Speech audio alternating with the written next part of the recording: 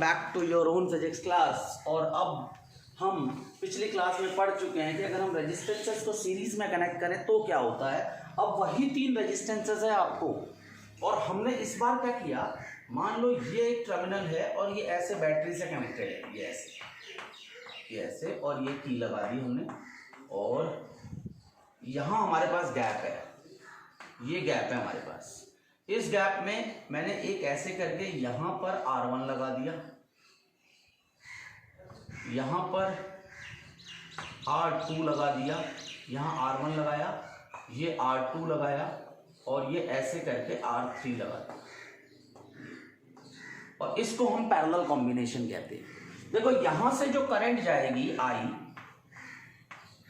अब पैरेलल में देखो ये दोनों पॉइंट सेम है, तो इन दोनों पॉइंट्स के बीच में पोटेंशियल डिफरेंस तो चाहे आप इधर का मेजर करो, इधर करो, इधर करो, क्योंकि आपको बताया था कि पोटेंशियल डिफरेंस 2 पॉइंट्स के बीच में होता है, और आप अलग अलग कितने भी पाथ ले लो पोटेंशियल डिफरेंस सेम रहेगा पैरेलल में।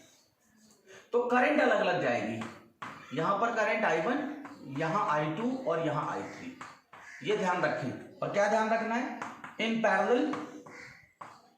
Parallel voltage remains same। Parallel में क्या सेम रहता है, voltage. In parallel voltage remains same, current divides. भाई साहब वोल्टेज सेम रहेगी और सब में अलग अलग करंट जाएगा, इसमें I1, इसमें I2 और इसमें I3। R3 में I3 करंट नाम लिखा है मैंने, आप कुछ और नाम भी लिख सकते हो, बट क्योंकि सबका रेजिस्टेंस, सब में वोल्टेज सेम है, करंट अलग अलग जाएगी। और जो नेट वोल्टेज, जो नेट करंट आएगी, ये जो आपकी बैटरी से I करंट निकला है, उसी I के 3 पार्ट हुए हैं, वो किस किस के बराबर है, I1 plus I2 plus I3, ये है। और आपको पता है ओम्स लॉ क्या कहता है, ओम्स लॉ कहता है V इक्वल टू IR। इससे I की वैल्यू क्या होगी, V बाय R। तो इस I की जगह V बाय R, R मतलब नेट, टोटल, इफेक्टिव, कुछ भी कह दो। यहां पर क्या होगा, इसके अंदर V बाय R1, इसमें क्या होगा V बाय R2, और इसमें क्या होगा V बाय R3। सब में से V कॉमन ले लो, क्या मिलेगा, 1 by R1 plus 1 by R2 plus 1 by R3, ये मिला आपको, और V बाय R नेट। तो क्या हुआ, V और V कैंसिल आउट, तो 1 अपॉन R नेट की वैल्यू कितनी हो गई बेटा, that is 1 by R1 plus 1 by R2 plus 1 by R3। ये देखो, इसको अगर मैं 2 ओम ले रहा था, मैंने पिछली बार भी लिया था, ये 2 ओम का था, ये 4 ओम का था, और ये 8 ओम का था। और अगर मैं इसी फॉर्मूले को यूज करूं आर नेट निकालने के लिए, अगर मैं इनको ऐसे पैरेलल में लगाने के बाद, तो देखो क्या आएगा, 1/2, 1/4, 1/8। एलसीएम कितना आएगा बेटा, 8, यहां 4, यहां 2, यहां 1, कितना आ गया, 7/8। तो आर नेट कितना आया, 8/7 इक्वल टू 1.114 समथिंग, ये इतना आया आर नेट। इतनी कम वैल्यू आई है, जो 2 ओम है ना उससे भी कम। स्क्रीन को पॉज करके इसको राइट डाउन करें, तो हम क्या लिखेंगे, हम लिखेंगे in parallel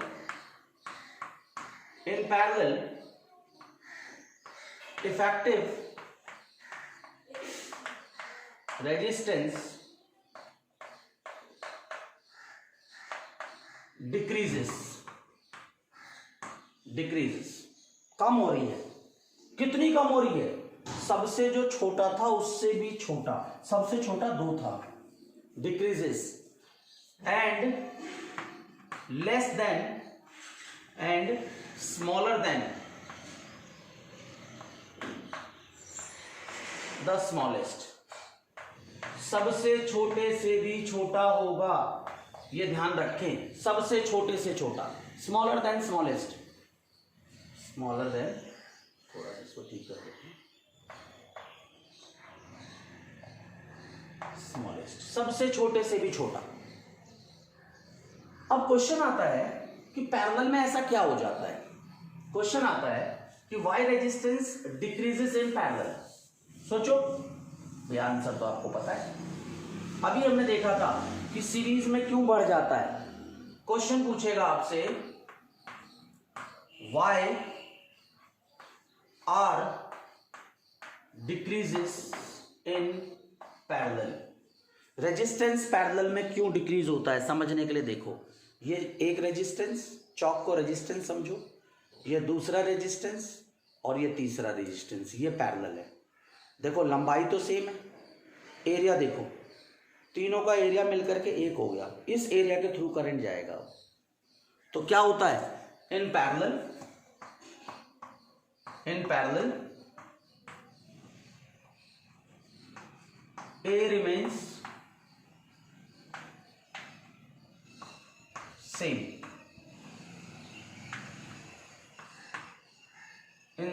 L remains same ना, ए नहीं, लंबाई सेम रहती है, ये बेटा ये लेंथ तो सेम ही रहेगी, लेंथ में कोई फर्क नहीं पड़ता, in parallel length remains same, the area of cross section increases and are proportional to 1/a। आपको बताया था जितना ज्यादा एरिया होगा रेजिस्टेंस इतना कम होगा, सो आर इफेक्टिव डिक्रीजेस, ये कारण है, एरिया ऑफ क्रॉस सेक्शन बढ़ जाता है जिसकी वजह से हमारा जो रेजिस्टेंस है वो क्या होता है पैरेलल में, क्या होता है पैरेलल में, डिक्रीज होता है। क्लियर, स्क्रीन को पॉज करके राइट डाउन कर लें। देखें अब एक चीज और होता क्या है कि आपने ना अपने घरों में स्विच देखा होगा और फ्यूज देखा होगा, और हमारे घर में जो हम सर्किट यूज करते हैं, हमारे घरों में जो फिटिंग होती है वायरिंग मतलब जो आपका फैन चलाने के लिए, बल्ब जलाने के लिए जो तार, कुछ लोग अंडरग्राउंड वायरिंग करते हैं, कुछ लोग बाहर वायरिंग करते हैं, तो तारें लगी होती हैं, वो वायरिंग हमारे पास दो तरह से हम कनेक्ट कर सकते हैं, तो सीरीज में, दूसरा पैरेलल में। तो घर में जो वायरिंग होती है वो सीरीज होती है या पैरेलल, पहला सवाल। दूसरा सवाल, घर में जो फ्यूज लगे होते हैं, स्विच लगे होते हैं, वो सीरीज में होते हैं या पैरेलल। तो याद रखना, इन domestic circuit,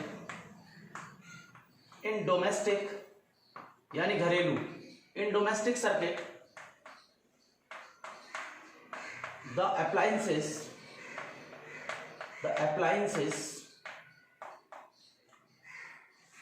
are connected in parallel. All switches, भाई जो अप्लायंसेस हैं, पंखा, कूलर, एसी, बल्ब, ये सब क्या होते हैं पैरेलल में, but all switches and fuse की जगह आजकल MCBs यूज करते हैं हम लोग, ज्यादा अच्छा है ये। फ्यूज तो उड़ जाता था, ये उड़ता नहीं है, शट डाउन हो जाता है, ये बहुत MCB आजकल यूज करते हैं। आप देखते होंगे घर के मेन सॉकेट के पास MCB लगा होता है, AC के पास भी लगा होता है। तो all switches and MCBs are connected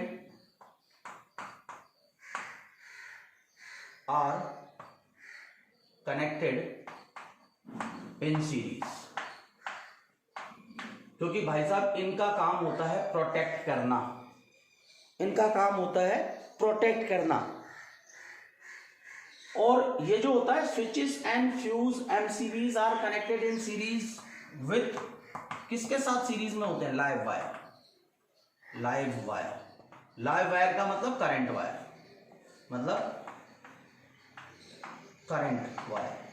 आपको पता है दो तरह की तारें होती है घर के अंदर, एक न्यूट्रल और दूसरी लाइव वायर, ठीक है। हम आजकल तीसरी एक ग्राउंड वायर भी यूज करते हैं। थर्ड तरह की वायर होती है जो एक्स्ट्रा चार्ज को जमीन में ले जाने का काम करता है, उसके बारे में आपको नहीं पढ़ना। पर दो मेन वायर होती है किसी भी इंस्ट्रूमेंट को चलाने के लिए, एक हाई पोटेंशियल और एक लो पोटेंशियल। लो पोटेंशियल वाले को न्यूट्रल बोलते हैं और हाई पोटेंशियल को लाइव वायर कहते हैं। क्लियर है? लाइव वायर का मतलब करंट वायर नहीं, करंट कैरिंग वायर लिख दो, जिसमें करंट होता है, करंट कैरिंग वायर। तो ये ध्यान रखना। एक क्वेश्चन आपसे पूछा जाता है, why we prefer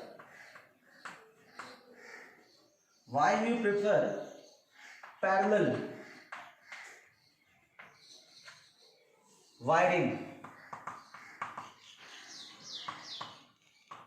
in domestic circuit. अभी मैंने आपको बताया ना कि बल्ब, एसी, पंखा, कूलर सब चीजें आप पैरेलल में कनेक्ट करते हो, ऐसा क्यों? ऐसा क्यों? और सबसे बात क्या है कि जो फ्यूज वगैरह है ये सीरीज में कनेक्ट करते हैं, ऐसा क्यों? देखो फ्यूज और एमसीबी का काम तो होता है हमारे सर्किट को प्रोटेक्ट करना।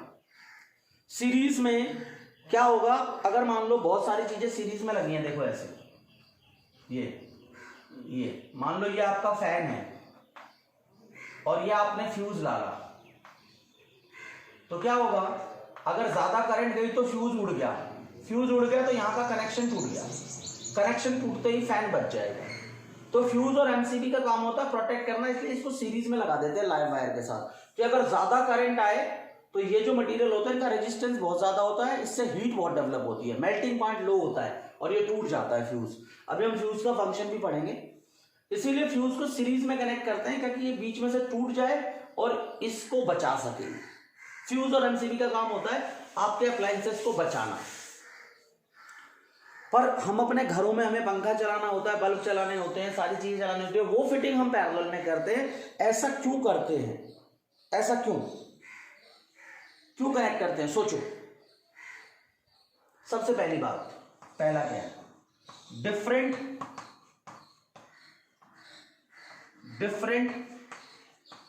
appliances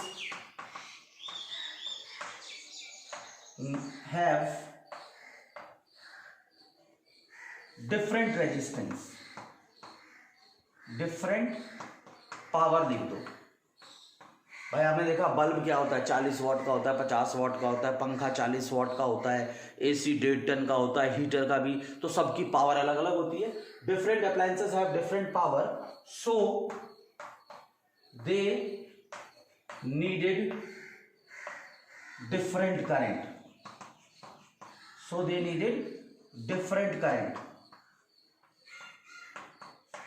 which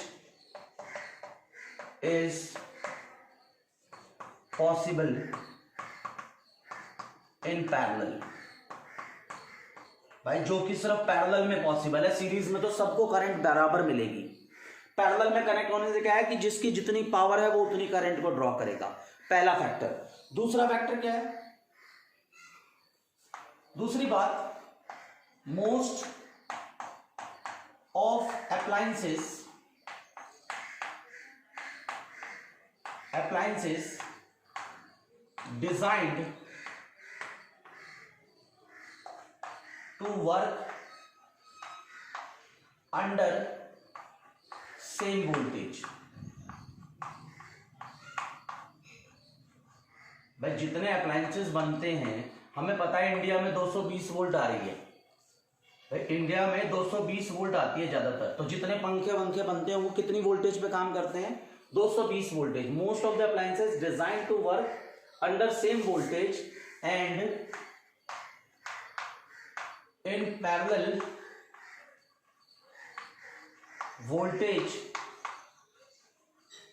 remains constant।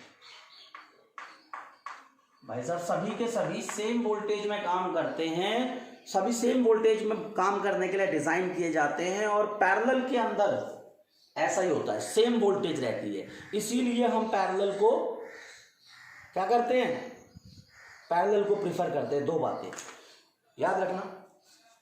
तीसरी बात, fault detection is easy and it not affect the other instruments।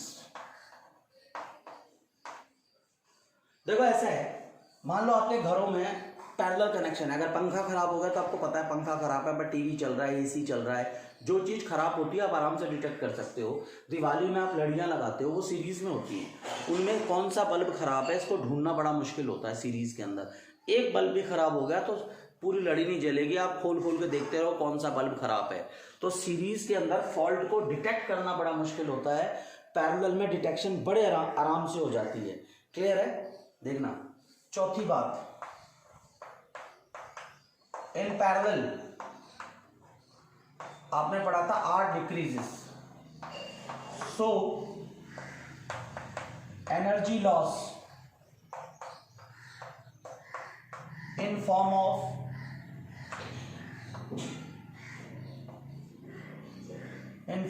Heat decreases. Parallel में एक खास बात और होती है। क्या खास बात होती है? कि पैरेलल के अंदर जो रेजिस्टेंस है वो डिक्रीज हो जाता है, इफेक्टिव रेजिस्टेंस, जिसकी वजह से क्या हो जाता है, हीट की फॉर्म में जो लॉस होता है वो क्या होता है, वो कम हो जाता है। एक और बात लिख लो, फॉल्ट डिटेक्शन इज इजी, और इसी से दो हो गए, it not effect the other instruments. इसको चाहो तो दो पार्ट कर सकते हो, एक तो फॉल्ट को डिटेक्ट करना आसान हो जाता है, और दूसरा अगर सीरीज में अगर एक खराब हो गया तो सारे खराब हो जाएंगे। इसमें क्या होता है, एक खराब होगा तो सिर्फ वही खराब रहेगा, बाकी कुछ चीजें नहीं होगी। तो ध्यान रखना, बाकी चीजों पे फर्क नहीं पड़ेगा। पैरेलल में जो चीज खराब है वही खराब है, बाकी चीजों पे कोई इफेक्ट नहीं डालेगी। पर सीरीज में एक खराब तो सारे खराब। फ्यूज वायर, स्विच, इन सबको लाइव वायर में सीरीज के साथ कनेक्ट करते हैं, क्योंकि उनका मेल्टिंग पॉइंट बहुत कम होता है, ज्यादा करंट आने पे वो उड़ जाते हैं और हमारे सर्किट को, हमारे टीवी को, हमारे एसी को, इन सभी चीजों को बचा सकते हैं। स्क्रीन को पॉज करो और इसको राइट डाउन करो, और इसके बाद हम अगले टॉपिक की तरफ चलते हैं। अभी मैंने आपको बताया था कि energy loss in the form of heat, तो करंट जो है उसका हीट पे भी कोई फर्क पड़ता है। Heating effect of current, current जो है जब किसी अप्लायंसेस में से करंट फ्लो करेगा तो उसको बोलते हैं हीटिंग इफेक्ट ऑफ करंट।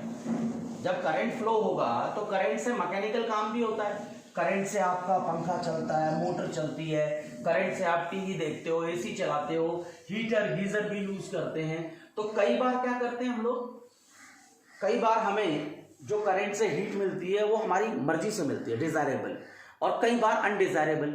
आप पंखा चला रहे हो, खामखा आपका पंखा गर्म हो रहा है, आपकी वायर गर्म हो रही है, आपने तो नहीं चाहता ना। एसी चला रहे हो, एसी गर्म हो रहा है, उसका वायर गर्म हो रहा है, आप ये तो नहीं चाहते थे। हाँ, जब आप हीटर या गीजर यूज कर रहे थे तब आप सिर्फ हीट चाहते थे, पर उस समय भी आवाज आती है साउंड के फॉर्म में। तो कुछ डिजायरेबल चीजें हैं, कुछ अनडिजायरेबल चीजें हैं। तो हीट हम ना भी चाहें तब भी हीट डेवलप होगी रेजिस्टेंस की वजह से। ठीक है, तो अब हम डिस्कस कर रहे हैं heating effect of current. Heating effect of electric current. क्या है हीटिंग इफेक्ट? देखा है ना आपने, मोबाइल फोन चार्ज कर रहे हो, चार्जर गर्म हो जाता है, वायर गर्म हो जाती है, पंखा चल रहा है, पंखा गर्म हो जाता है, टीवी गर्म, टीवी के तार जो हैं वो गर्म। तो ये हीटिंग इफेक्ट ऑफ करंट, वो इफेक्ट ऑफ करंट है। मान लो जो हमारे पास बैटरी है, एक बैटरी है या सेल भी हो सकता है, इसमें सबसे पहले क्या होगा, केमिकल रिएक्शन। क्या होगा? Chemical reaction takes place।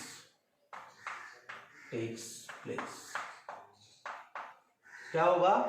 Battery और सेल के अंदर केमिकल रिएक्शन होती है, और ये क्या है बेसिकली, बैटरी और सेल क्या है, source of energy, source of energy है। एक्चुअल में इसकी केमिकल रिएक्शन ही एनर्जी देने के लिए रिस्पॉन्सिबल है, तो केमिकल रिएक्शन टेक्स प्लेस, है ना। फिर क्या मिलता है आपको, केमिकल रिएक्शन से आपको पोटेंशियल डिफरेंस मिलता है। क्या मिलता है, पोटेंशियल डिफरेंस। और कुछ हीट बैटरी और सेल के अंदर भी डेवलप होती है, हम उसकी बात नहीं कर रहे, ठीक है, क्लियर है। इसके बाद क्या होगा, जब पोटेंशियल डिफरेंस होगा उसके बाद क्या होगा, इलेक्ट्रॉन्स मूव करेंगे, इलेक्ट्रॉन्स मूव, पोटेंशियल डिफरेंस की वजह से इलेक्ट्रॉन्स मूव करेंगे, क्लियर है, और उसकी वजह से करंट जनरेट होगा। बैटरी के अंदर सारा प्रोसेस है ये, जो एनर्जी स्टोर्ड है उसकी वजह से केमिकल रिएक्शन होगी, केमिकल रिएक्शन की वजह से पोटेंशियल डिफरेंस होगा, पोटेंशियल डिफरेंस की वजह से इलेक्ट्रॉन मूव करेंगे, और इलेक्ट्रॉन जब मूव करेंगे तो आपको क्या देंगे, क्या देंगे, movement of electron gives potential difference. Electron की movement of electron gives potential difference की वजह से इलेक्ट्रिकल एनर्जी, इलेक्ट्रिकल एनर्जी। जो इलेक्ट्रॉन मूव हुए हैं उसकी वजह से क्या मिला आपको, वायर के अंदर इलेक्ट्रिकल एनर्जी मिली। अब वो जो इलेक्ट्रिकल एनर्जी है जो आपको मिली है, electrical energy, basically electrical energy किसकी वजह से मिली है, at the cost of chemical reaction inside the battery और सेल। और ये इलेक्ट्रिकल एनर्जी दो तरीके का काम करता है। इस इलेक्ट्रिकल एनर्जी से दो तरह के काम होते हैं, एक तो मैकेनिकल वर्क होता है,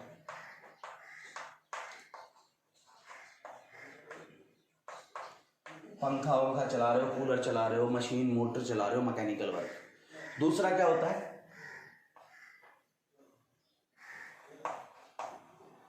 हीट एनर्जी डेवलप होती है। दो काम होते हैं, एक मैकेनिकल वर्क और एक क्या होता है, हीट एनर्जी, क्लियर है। अब देखो, जो ये हीट एनर्जी होती है, हीट एनर्जी, ये हीट एनर्जी क्यों आती है, सवाल आता है कि वायर में जब इलेक्ट्रॉन का फ्लो होता है तो हीट एनर्जी क्यों होती है, क्यों होती है।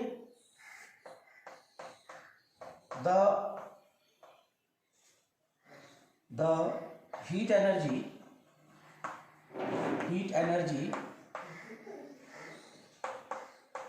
is developed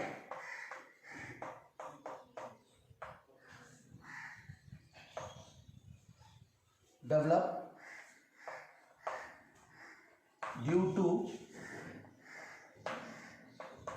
work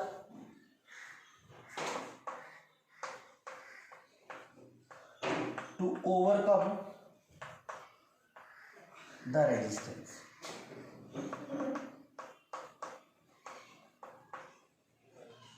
भाई देखो, जब करंट फ्लो करेगा पोटेंशियल डिफरेंस की वजह से इलेक्ट्रॉन फ्लो करेंगे, इलेक्ट्रॉन को पोटेंशियल डिफरेंस मोटिवेट करेगा कि आप मूव करो, पर सर्किट के अंदर मटेरियल के अंदर रेजिस्टेंस भी है, उस रेजिस्टेंस के अगेंस्ट जो काम करता है वो हीट की फॉर्म में, उस रेजिस्टेंस के अगेंस्ट जो काम करता है वो किसकी फॉर्म में कन्वर्ट होता है, heat energy. The heat energy is developed due to work to overcome the resistance in the circuit, resistance in the circuit. आप ऐसा कर सकते हैं, क्लियर। और स्क्रीन को पॉज करके इसको राइट डाउन करें, और हमें पता है कि वर्क डन जो होता है वो इक्वल टू एनर्जी होता है, नियरली इक्वल टू, अगर कोई लॉस ना हो तो। हमें पता है कि work done nearly equal to energy, में कहते हैं work done equal to energy.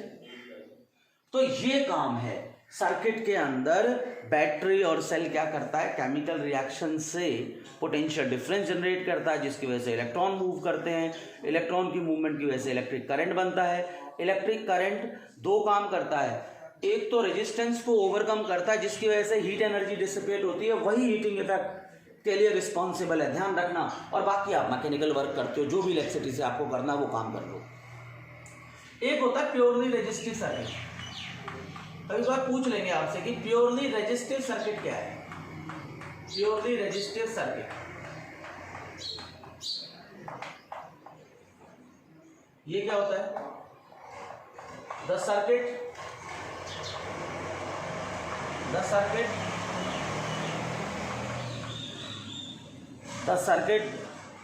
which completely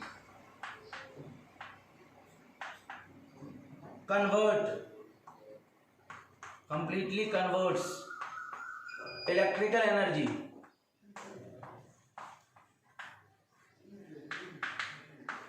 into heat energy।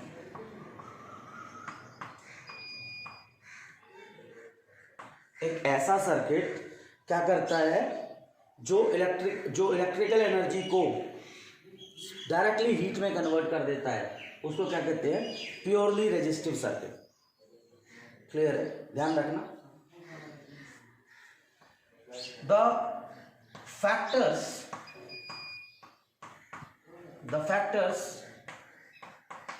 which can affect the heating।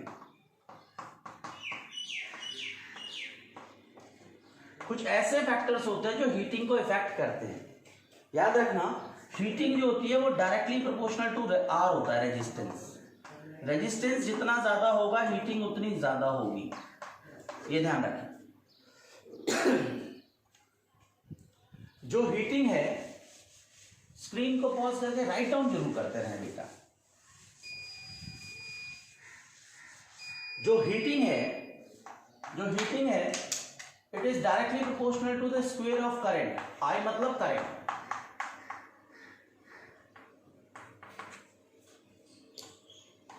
और जो हीट है वो डायरेक्टली प्रोपोर्शनल टू टी मतलब टाइम। जितने ज्यादा करंट फ्लो करेगी, जितना ज्यादा रेजिस्टेंस होगा और जितने ज्यादा टाइम के लिए फ्लो होगा करंट, हीट उतनी ज्यादा डेवलप होगी, ये ध्यान रखें। तो कंडक्टर का रेजिस्टेंस, कंडक्टर में फ्लो होने वाला करंट और कितने टाइम के लिए करंट जा रहा है, उन बातों पर डिपेंड करता है कि हीट कितना डेवलप होगा। और इसी बात को लेकर के जूल्स लॉ ऑफ हीटिंग आया। जूल्स लॉ ऑफ हीटिंग, आपको पता है एनर्जी की ऐसा यूनिट जूल है, इन्हीं के नाम पे है। मैकेनिकल इंजीनियर थे ये, बहुत काम किया इन्होंने हीट और टेम्परेचर के लिए बहुत काम किया इन्होंने। जूल्स लॉ ऑफ हीटिंग ये क्या कहता है, ये क्या करता है? This helps to calculate heat. This helps to calculate heat develop. जो वायर के अंदर, मान लो ये वायर है जिसका रेजिस्टेंस आर है, यहां पर करंट आई फ्लो हो रहा है टाइम टी के लिए, इसमें कितनी हीट डेवलप होगी वो कैलकुलेट करने के काम आता है। मान लो इन दोनों पॉइंट्स के बीच का पोटेंशियल डिफरेंस है V। आपको पता है वर्क डन कितना होता है? W equal to Q into V होता है। क्लियर? अब देखें, W equal to Q into V, आपको पता है V इक्वल टू क्या होता है? IR। और Q क्या होता है आपको पता है? IT। तो यहां पुट कर दो, इसकी जगह IT और इसकी जगह IR। तो यहां क्या करोगे? This will become I square R into T। ये वर्क डन और यही हीट है। किसी भी कंडक्टर में जो हीट डेवलप होगी that is I square R into T। अगर आप फर्दर इसको और थोड़ा करना चाहो, कई न्यूमेरिकल्स में कई बार और जरूरत पड़ती है हमें। देखो यहां पर जैसे आपके पास वर्क डन था, ये देखो आई आर की जगह आप वी यहाँ सिंपली वी पुट कर सकते हो, तो ये वी एज इट इज और क्यू की जगह आई टी, तो आप work done equal to heat equal to V I T भी लिख सकते हो।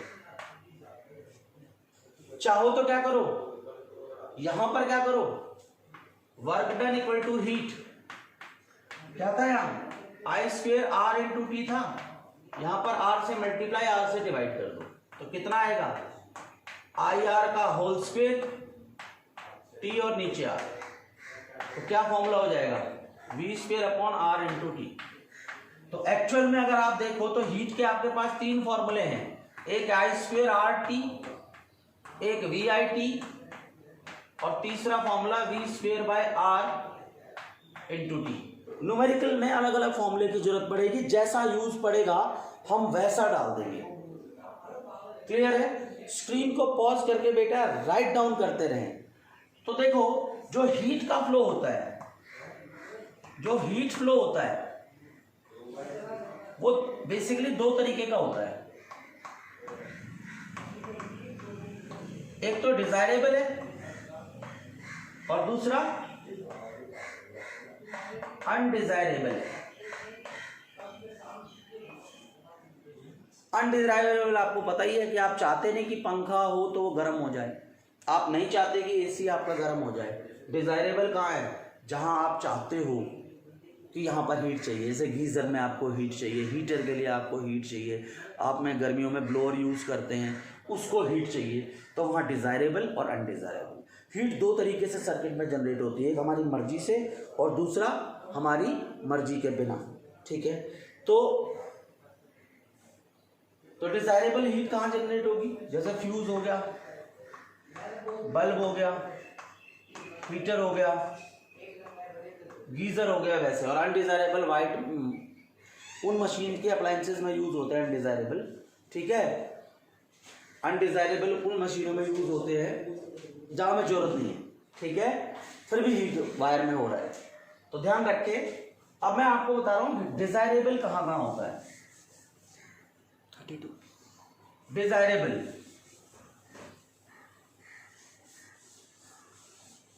डिजायरेबल हीट हम बल्ब में लेते हैं, पता है घरों में बल्ब लगा हो, पहले अलग तरह के बल्ब होते थे, तो जो बल्ब में जो हीट होती है ना वो हमारी मर्जी से डेवलप कराते हैं हम बल्ब को ऐसा बनाते हैं। जो बल्ब होता है, बल्ब में हम लोग टंगस्टन मेटल होता है, टंगस्टन मेटल होता है, ये टंगस्टन का फिलामेंट यूज करते हैं बल्ब के अंदर, पता होना चाहिए आपको। टंगस्टन का फिलामेंट यूज करते हैं, मेटल होता है। क्लियर है? जब हम बल्ब बनाते थे पहले, जो आपने देखा होगा येलो कलर का बल्ब होता था, उसमें टंगस्टन की फिलामेंट होती थी। ठीक है, इसका क्यों यूज करते हैं, क्योंकि इसका melting point high melting point होता है, high melting point. Melting point बहुत ज्यादा होता है, लगभग 3380 डिग्री सेल्सियस, 3380 डिग्री सेल्सियस के करीब, बहुत ज्यादा हाई मेल्टिंग पॉइंट होता है। क्लियर है? इसके बाद हाई रेजिस्टेंस होता है, इसका रेजिस्टेंस बहुत ज्यादा होता है इसका। ठीक है, फिर क्या करते हैं, long and thick, long and thin filament used to increase resistance। Resistance को और बढ़ाना होता है तो हम क्या करते हैं, बड़ा कर देते हैं तार को और पतला कर देते हैं। क्लियर है? फिर हम क्या करते हैं, वी इंसर्ट बल्ब के अंदर, we insert inert gases,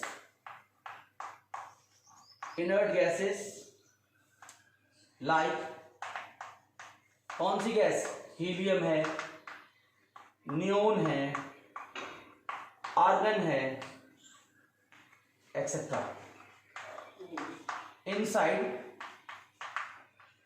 glass case to stop oxidizing oxidization, ठीक है, टू स्टॉप किसके लिए, ऑक्सीडाइजेशन के लिए, ऑक्सीडाइजेशन ऑफ टंगस्टन।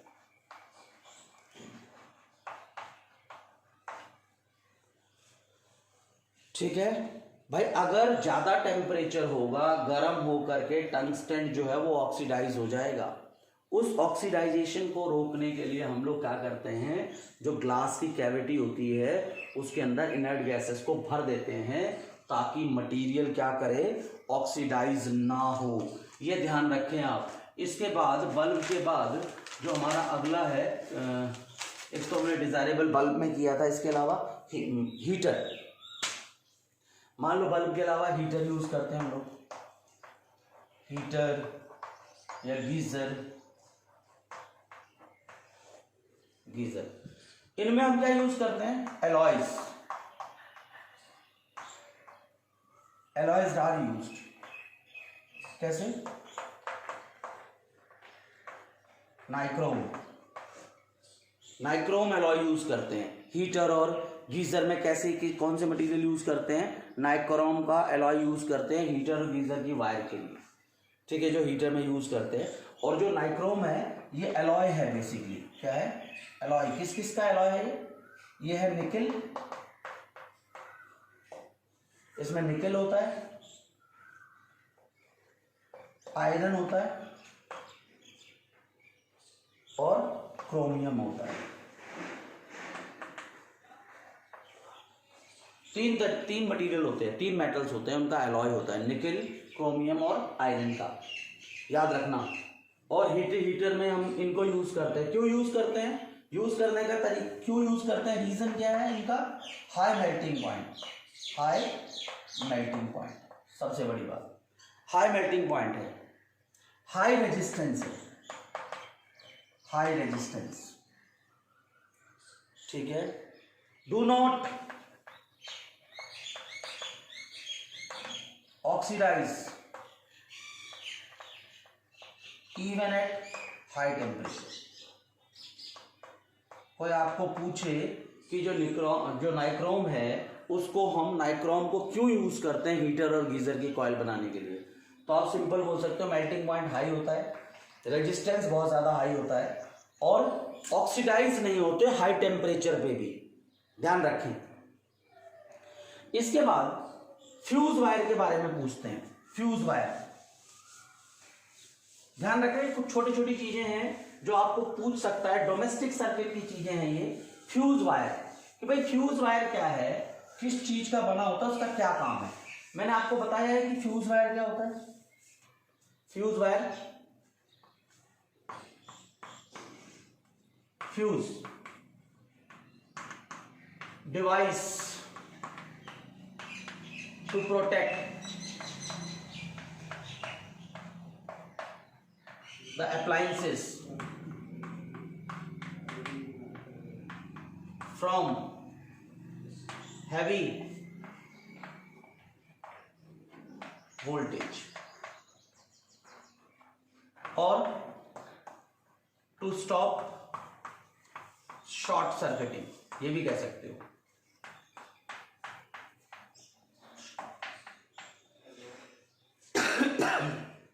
देखो ऐसा होता है कि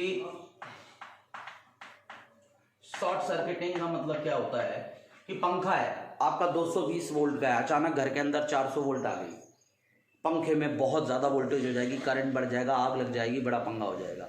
तो शॉर्ट सर्किटिंग को अगर रोकना है तो फ्यूज वायर यूज करते हम, connected in series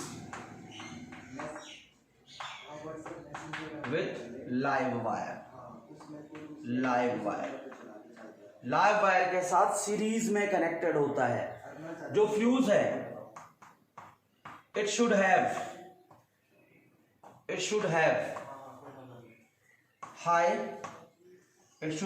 low melting point. अब भाई जल्दी गर्म हो जाना चाहिए, हो जाता है ये, जल्दी गर्म हो जाएगा, टूट जाना चाहिए ताकि आगे करंट ना जाए। भाई मान लो यहाँ मेरा एक फैन चल रहा है, ये फैन चल रहा है मेरा, और यहाँ मैंने फ्यूज लगा रखा है। अब करंट जाएगी यहाँ से, अचानक 400 वोल्ट आया और अगर ये टूटा नहीं तो फैन तो खराब हो जाएगा। तो इसका मेल्टिंग पॉइंट कम होता है कि ज्यादा करंट जाते ही टूट जाए, कनेक्शन टूट गया, पंखा बच गया। Low melting point, high resistance, high resistance खास बात होती है। मेल्टिंग पॉइंट ज्यादा, कम, रेजिस्टेंस ज्यादा, ठीक है। It is a safety device, it is a safety device. कोई पूछे कैसा डिवाइस है ये, सेफ्टी डिवाइस है ये, क्लियर है। और ध्यान रखें हम लोग क्या यूज करते हैं, टिन यूज कर लेते हैं, लेड यूज कर लेते हैं, जिंक यूज कर लेते हैं एज फ्यूज, या आजकल alloy of tin and lead भी यूज करते हैं फ्यूज में, ज्यादातर ये यूज करते हैं, लेड और टिन का एलॉय। आई होप कि आपको आज की क्लास समझ में आई होगी। नेक्स्ट क्लास में हम इस चैप्टर को फिनिश करेंगे। तब तक किसी भी तरह के डाउट के लिए कमेंट करते रहिए, लेक्चर्स देखते रहिए। Thank you so much.